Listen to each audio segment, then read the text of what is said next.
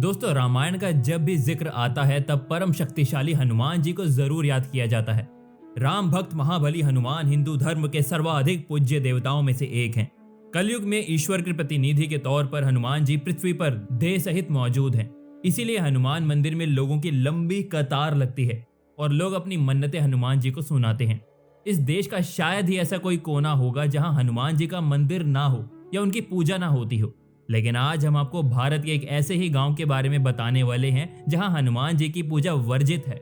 ऐसा इसीलिए क्योंकि वहां के लोग सदैव हनुमान जी से नाराज रहते हैं। लेकिन क्यों नाराज रहते हैं, ये जानने के लिए हमारी होली एजुकेशन की इस मजेदार वीडियो को अंत तक जरूर देखें और साथ ही कमेंट बॉक्स में जय श्री राम अवश्य लिखें। वो गांव उत्तराखंड के चमोली जिले में जोशीमठ प्रखंड में जोशीमठ नीति मार्ग पर स्थित द्रोणागिरी गांव है।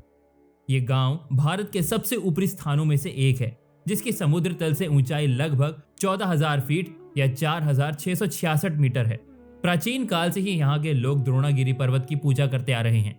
एक पौराणिक कथा के अनुसार रामायण में मेघनाथ के साथ हुए युद्ध में ब्रह्मास्त्र का प्रयोग करके लक्ष्मण जी को मूर्छित कर दिया गया था, जिसके बाद सुषेण वैद्य ने कहा कि अब उनके प्राण केवल संजीवनी बूटी से ही बच सकते हैं। लेकिन संजीवनी बूटी वहां से सैकड़ों योजन दूर थी।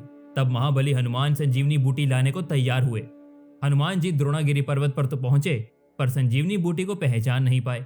उनके पास समय कम था, तो उन्होंने पूरे पर्वत शिखर को ही उखाड़ लिया और लंका ले गए। अंततः उस संजीवनी बूटी से लक्ष्मण जी के प्राण बच गए। बस इसी कारण इस गांव के लोग हनुमान जी से नाराज रहते हैं और आज भी गांव में ना कोई हनुमान मंदिर है और ना ही कोई हनुमान जी की पूजा करता है।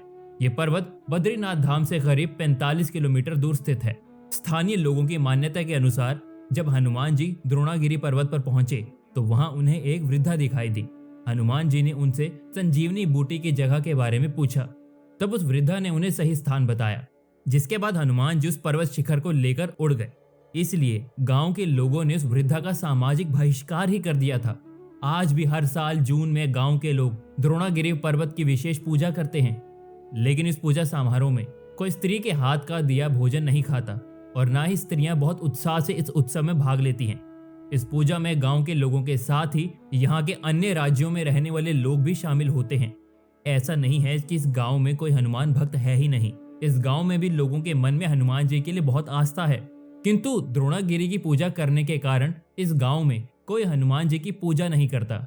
यदि किसी को हनुमान जी की पूजा करनी हो तो उसे गांव के बाहर जाकर करनी होती है। आज भी इस गांव में रामलीला का आयोजन 3 दिन तक होता है।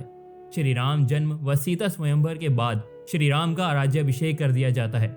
इस रामलीला में हनुमान लीला का मंचन नहीं किया जाता। इस गांव के लोग हनुमान जी सिंदूर व लाल पिठाई का प्रयोग नहीं करते और साथ ही लाल ध्वज भी नहीं फहराते हैं। भारत की विभिन्न धार्मिक मान्यताओं के बीच ये अनोखी मान्यता ही कही जा सकती है। तो दोस्तों, रामायण काल की इस कथा को जानकर आपको कैसा लगा, हमें कमेंट करके जरूर बताएं। और दोस्तों, अगर आपको ये वीडियो पसंद आया हो तो वीडियो को लाइक करो, शेयर करो और ऐसे ही मजेदार वीडियोस को देखने के लिए हमारे फेसबुक पेज को फॉलो जरूर करना और हमारे यूट्यूब चैनल को सब्सक्राइब करके बेल आइकन दबाना मत भूलना। धन्यवाद।